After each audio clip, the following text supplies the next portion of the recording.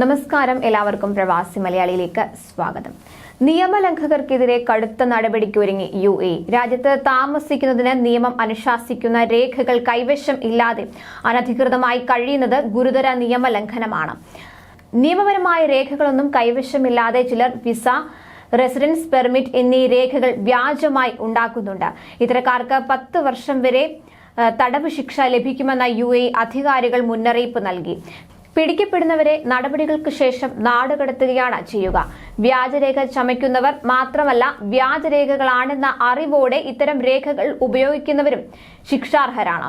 നിയമം ലംഘിക്കുക എന്ന ഉദ്ദേശത്തോടെ വിസ, റെസിഡൻസ് പെർമിറ്റ് അല്ലെങ്കിൽ ഇവയുമായി ബന്ധപ്പെട്ട മറ്റ് ഔദ്യോഗിക രേഖകൾ എന്നിവ വ്യാജമായി ഉണ്ടാക്കിയാൽ 10 ലക്ഷം വരെ തടവ് ശിക്ഷ ലഭിക്കുമെന്ന് അറിയിപ്പിൽ പറയുന്നു.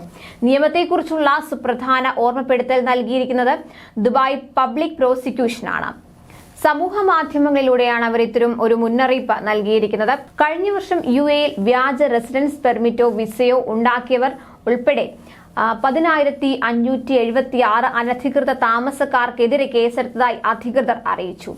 താമസ വിസയുടെ കാലാവധി കഴിഞ്ഞവർ, വിസിറ്റ് വിസയിൽ ജോലി ചെയ്യവേ പിടിക്കപ്പെട്ടവർ, സ്പോൺസർമാരിൽ നിന്ന് ഒളിച്ചോടിയവർ, അനധികൃതമായി രാജ്യത്ത് പ്രവേശിച്ചവർ, ഔദ്യോഗിക അനുമതിയില്ലാതെ മറ്റൊരു കമ്പനിയിൽ ജോലി ചെയ്യുന്നവർ തുടങ്ങിയവരും ഈ പിടിക്കപ്പെട്ടവരിൽ ഉൾപ്പെടുന്നുണ്ട്.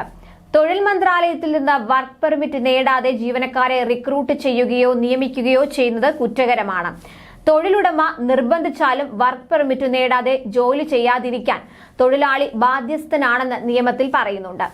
നിയമം ലംഘിച്ചാൽ തൊഴിലുടമയിൽ നിന്ന് പിഴ ഈടാക്കുകയും വിദേശിയാണെങ്കിൽ നാടുകടത്തുകയും ചെയ്യും. തൊഴിൽ visa, visit visa, tourist visa തുടങ്ങിയ എല്ലാ വിസകളുടെയും കാലാവധി അവസാനിച്ച ശേഷം അനധികൃതമായി രാജ്യത്ത് തങ്ങിയാൽ അധികമായി താമസിക്കുന്ന ഓരോ ദിവസത്തിനും 50 ദിർഹമാണ് പിഴയായി ഈടാക്കുന്നത്.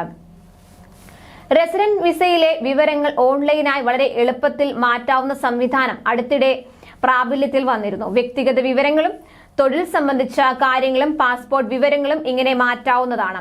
എന്നാൽ ഇതിന് സ്പോൺസറുടെ അനുമതി ആവശ്യമുണ്ട്. അതോറിറ്റിയുടെ ഔദ്യോഗിക വെബ്സൈറ്റിലോ UAE ICP സ്മാർട്ട് ആപ്പിലോ ലോഗിൻ ചെയ്താണ് നടപടികൾ പൂർത്തീകരിക്കേണ്ടത്. കൂടുതൽ പ്രവാസി വാർത്തകൾക്കായി ഈ ചാനൽ സബ്സ്ക്രൈബ് ചെയ്യും.